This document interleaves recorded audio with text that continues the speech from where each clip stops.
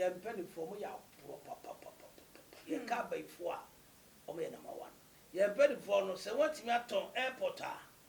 and only one of the idea air fair Ghana yetimi do hwa ho oko terminal 1 na about arrival and I say in who call grana e wa efekeke ayetimi di bosti ho na say what me akotwa ne sele what they are ye penny for ya by for fi wo na ho 1 2 no aton 1 2 aton enkokrofo amuji na wuo die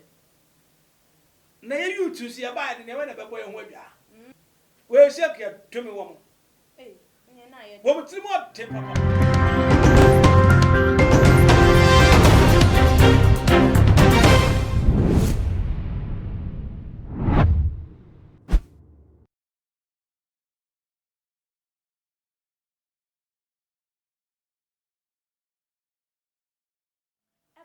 for any adofono mema obibia akwaba ede eba too much ghs so Ghana wahala jumede na ebre asose muniaba ekiesikapa enenso mede ebesom etiefo ene ahwefo na ensema ababeto apono so ebusuafo sede muamunim no ya Kotoka International Airport achese eno eya ade Ghana yetimi edutu ye hu se ye wo bibi achese ye de eje ye ho nsamrane no eno enene dey ababeto edwa ese mampanyi ene na pamfo chese wo mo aton eye airport no ede ama eye abrofo na chese still na no ye da so ewo embrofo no wo mo enko asum na ensem we de abusuafo menko mitimi entna eso enti mato ensa ede afre eye odifo akwesi Eric entry se mene no e baba betwetwe enkomo afa ensem we ehu enti abusuafo gibre ye twa ye ho ye ba ye de enkomo didie no e be hwehwe so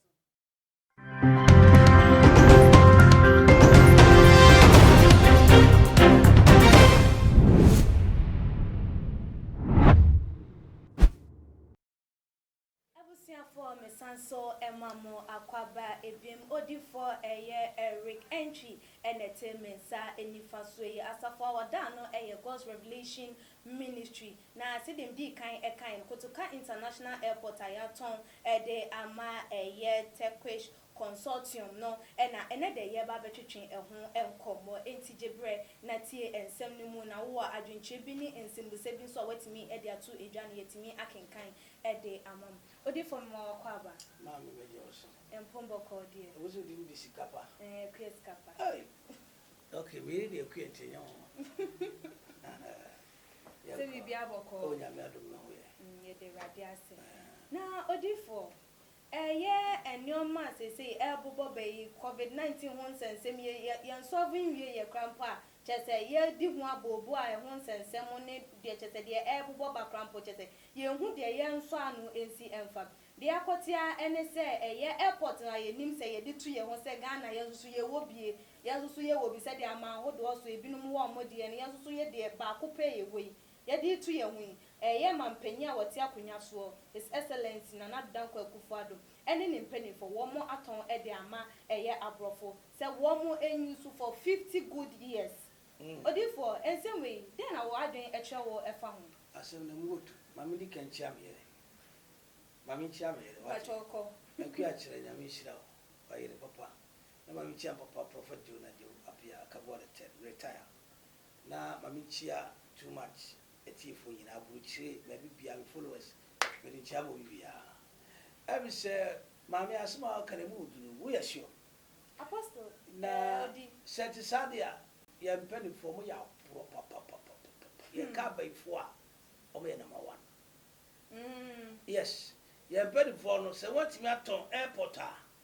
and only one of the idea air fair Ghana yetimi do hwa ho oko terminal 1 na about arrival and I say in who call grana e wa efekeke ayetimi di bosti ho na se what me akotwa ne sele what they are ya mpeni for ya by for fi o me na ho na o me ni papa for papa no be ni papa ni na just by for 1 2 no aton 1 2 aton enkokrofo amuji na wuo die na ye yutu si aba de ne we na bebo ye ho adwa ye kusu wu a ye nwuwie Yesu mai ya me ne hu mo ponti ono mai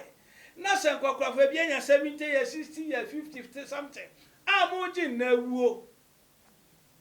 we shake ya to me woman wo mtiri mo tem papa na wo to airport mimi baba wo to airport mimi baba obehwe ne we na ni nyina no senkefu amame eye one calculation na waye e no person so sidi but ye mo kwa ya metias calculation ben na hu ni so man yes one say abrofo person rule the whole world and they are still continue doing it okay since na aba no every ba ubetu kwan a eso provide sisters na wo nsa ho ebi ni so mo kwan chi bi so mo nsa ho enti so ba jinye airport na 50 years enti ni empany for tete ho avo ma bi ameko tell so mo ya baifo hwese wo to airport 50 years akamyo bi amepe 7 me part of the year sa but I am ya pa me amitimi hu so wo to airport no na matimi aye practice of deben sisters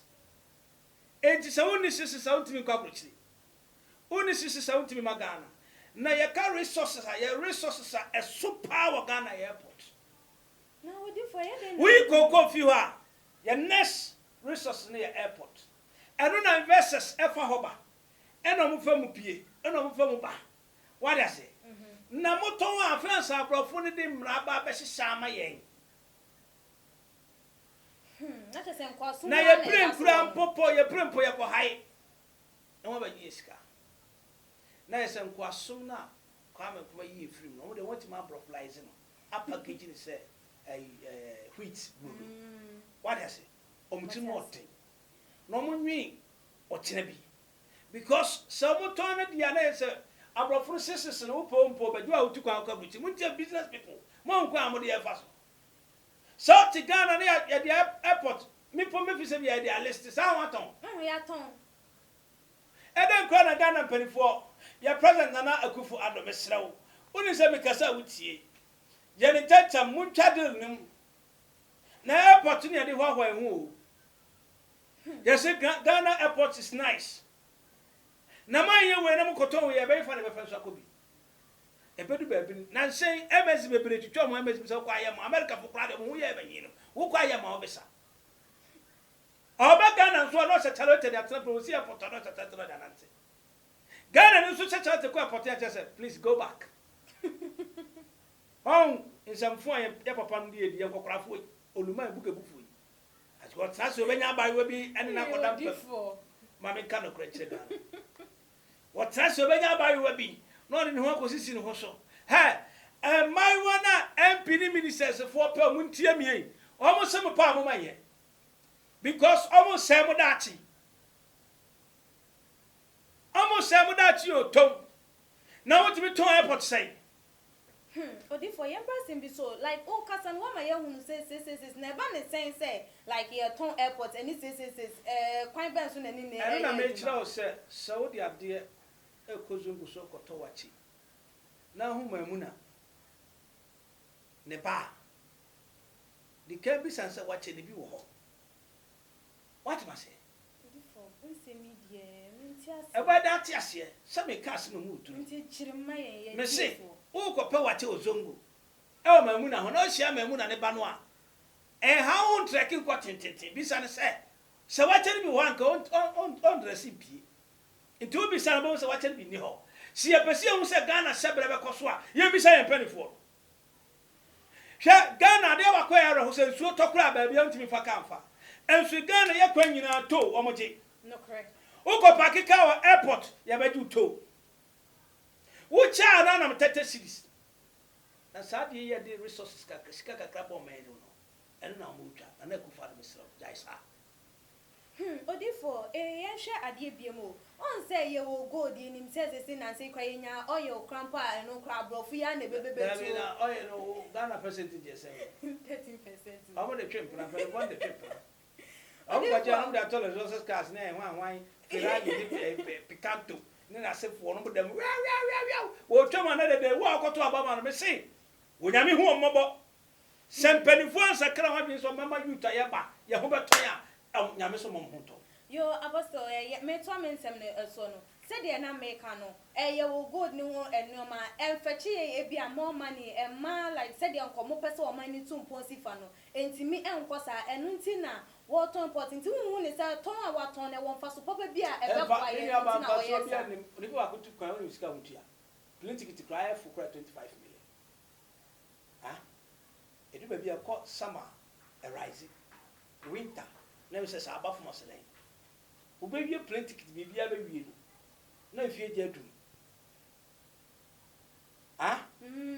na ba bia ye nya ya ni onyam free no na so de amakosi bruni kwasi bruni o de pancake be kutu plate mama o tutwa na wo wia what just we before what you say abrofo no data ye na ye mpanifo no mawoni na ho airport to asen ono na be hye mrama so mpese obekọ no krom na waton ade ama no o sanka so onfa ma wo ton dwan ya ye gitari duem icha no man ko wo penti na woton ye nti ye mampani ye hrew sa airport ya wo ton se 50 good years ne de ye pato na 50 na na awai no di president na wie ko no kokora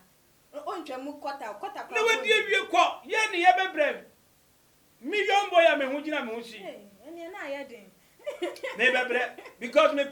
visa to kwan akwa bia ma ko me kakra wa abrocha me se yare ya be se si wo Ghana ka bo hu mperifo de be jona kwa abrochiri eye se si wo abrochiri na pem se obi anyu bia nti na chese mampanyi won dwen ye ho enya de papa bia na wo ye de aboa ye eye wo mu boto mu enti wo ye saade ma men ka se me chiro so ka se mampanyi nko anya no kwa na ebu o man no me ne wo ene mampanyi nya na ebu o man no nti saade ne nya no de beto esi e ka kire no owo nipa okonsort wo omo from the wise people omo transe wan wi mu do tunufo for wetua Ghana mpanifo pa atonton emfina na kufu ado abreso efriya na ma abreso president ebanyo bia tonton Ghana japade enso kwan hwe 100 km kromutimi ye 100 km omutimi ye na so mo tokra no ye Ghana kwan nyina ma nsuo to a uhu atete o ba bia hwe circle kanesi nsuo to a udi agora be fawo when you omutimi yo ya ton first one touch na eni o when na ton ye papa je ku for says ice enti eno no Ghana fo hu ne se ye MPP amamu no wo mo mpe Ghana ne yie enye so mpe ne yie me se mpanifo ne patonton Ghana Telecom se satan na former president Kotoka na wo so ono na ton eno twan se le wa ye airport so MPP ekufo ado na ti so ono so etwa eno na me keje so nyai na me panasam wo nyai o me ma brofo ma sise mra ma yen na me dia madi aka wodawo nti nyame aboa me menye sika kakra da chi metima tena premu akofia abrochira ba no wo de ma brofo se cream e huna ma e so jai because ever so be American yo odifo na ebiemu ebra eye wo mo adwuma ye fo mo wa eye airport wo mo te sansem we ye ne duabro pa de no mabro mampanyin ne na pamfo bi pa na wo mo enso so reaction wo mo take ye ne eye ne kwan so anu aye se ba bi odidi no broni beto ba pam Ghana ni of Ghana di obe clean na o e demonstration mo ya de so mo ya na o mampanyin hu se ade ne ha dwen e se me twesan na bibi ya we no anka aye se ye to aba obi se me ye card requirement to aba wo want to aba me odi usu a so nya uye no na be di uso ko register to aba nti so mo ye demonstration they are right to do the demonstration nti omo ye yo mampani me yes am ha me manfo Ghana mpanfo part to it just say you to no yes sure say mampani the demonstration wo begunu ka kwa krom nyom beton so ni mo ka kwa abedu e bi kakra na ye ka kwa nyom beton nyom obodo ko bi some bodo ko bi na ye hu one block flies in Germany company say any president some we road their mind France need Dutch for be some how kwan man omo say oba no be say good ko odifo wo kan sa ne yenka mampanyi wo betie yenka wo betie ye covid yi ba ye a registration crampo ya omo ya chesenkofo bob na wo hum se omo mako school wo makoti yare ni bi enti registration we crampo no ye risk to human life enti was say registration wo mutwem eno kwa wo bubu ne egu na sum na we ya wanya hu sika dia wa ma wo mo atua scan bi wa chire one moment to almost $300 million as loan seed, you know. For answer 5 years later, one bet you 70 million. I don't know what it is. The car was just going bottom. I will all Quadanis, the Canam, one answer or quiet day. Jimmy, Ghana, Macacho say, Ghana, Penny Obia Bekufia of a benefit. Oh, okay. Because the Japade in Ano, a good for Abrams will be present. In John Warres, a beer of Angus, no, or better too, not once. Baby of Angus or the bell to not and pray on my bow. Well, baby, I may be cabano. Kikabre. Messay Ghana penny be over whom swat on Ghana Japade. When you make fun of him. What you mean? What do you nyache? A number coha brofo. Common manches could have brune your brain. No cray. Toothpick brune your brain. I bear with him by no one. I'm we are over the poison who change and said to send me to it. What for? What must say? Now, me no, as well me can you say. And you know, Kufa don't want a boss apple. The cabinet, the MPs in the kick off of wall, and the boss apple. No, me will have you to a man way. Now, at the piano, a real abubuano. No more yeno, so one ya. Can't afford a thing to suck quite long.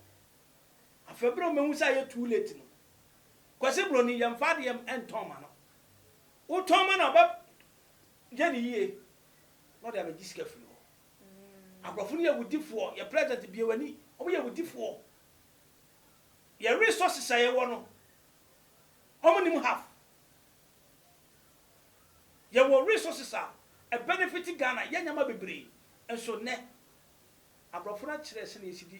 a druby friend condemn, a spray assassin. First, who called down Yangwa. And now down Yangwa. Near now be young. So that's it. It is a bronis of Tom airport to mammy. No man penny and I could father, Miss Slow, would you for a make us a lot to be changed when you know when I'm Maton. And I yes, I be do here. Oh, yes, I got it, I be do here. 7 people for more money now. Now, when I turn not Mama you to know so, Mama any. Because I am sa Ghana, a very baby. Your mammy jad a chromaton. Yan sa Ghana, a bedroom baby, your mammy jad a crowd one more, Everton. What if for your day and some no AC no, a day a foot banner, what they ma a year and mabunu youth no, a far a year man penny decision I was taking a day and I want to bit me, I had their phone with foot, so I will bit me down to my penny and Casabaton to a map on Tommy in the back door. Now, Oko, Tema Millennial City near their government project is on a similar. Why is similar? Niame can say Ghana youth, mon sorry. Mama. Yamma yedia enye yedia yam value ye natures no abode na nyame de mam nyama nyame de mam mo you to no sorry na me ka kire na kufu ado no say your president oyebi o tie me pa onye ne no start tie me okay me ka so beti na ma so onyai na Ghana fo nyina so fo no ntum na jai na o my Ghana yenkura airport sa eno ne ade fa fede ba ko Ghana. What the last me go airport me right. Me drive twa me ho saa na ma besimechi. Me drive saa na ma besimechi. Sa afa me wie se mo. Me mbaba Ghana. And look cry one of the beautiful thing o man ne wo. Just send na kufu ado. You to nyina sorry. Ye fo sebo de yo. Ntia tiemu na nyai. Na no waji scam so fa ko. Ne ya honwe. Broni cha sika wa cha musuo. Oto wa de wato your house atoso. Now, I can say, it is a prophet recapitulation. You don't need to say, I will be a young Susan, maybe. Where they said, Niam Queen and Beckett. Man, councils of mine in Queen. A here said, it will be your young from 0543 4191 60. Once I'm from a next line 026 5050 Of Feminist America, that's a for a gospel ministry. But we are so TV. Yo, ebusia for aha ena ebre ebe ma ye kwan ama ye die dwumadie no esie odifo ena ye ne no etwetwe nkomo efa eye mampanyi ene na pan for one more decision a wo ma take ede afa eye Kotoka International Airport ho a Ghana for ne timemfo ehu ne se entwa yie no yagye wo no so na dwentwe de afiri ho won so wo fi den e na wo kafa ensemi ho for wadwentwe ebra e wo too much gh comment section wo betimi follow yen e wo ye Instagram page @too_much_gh_ na adwentwe bia wo no wo de atu edwa na yetimi akenkan e de amam se wo pese wo sponsor your program na wo da wo bia wo pese yen di hu edwuma enfama wa fa number ya ye de to screen so na ye ne wo ebedi inkita ho midin ene ekia sikapa dasone yebesa ne hia makram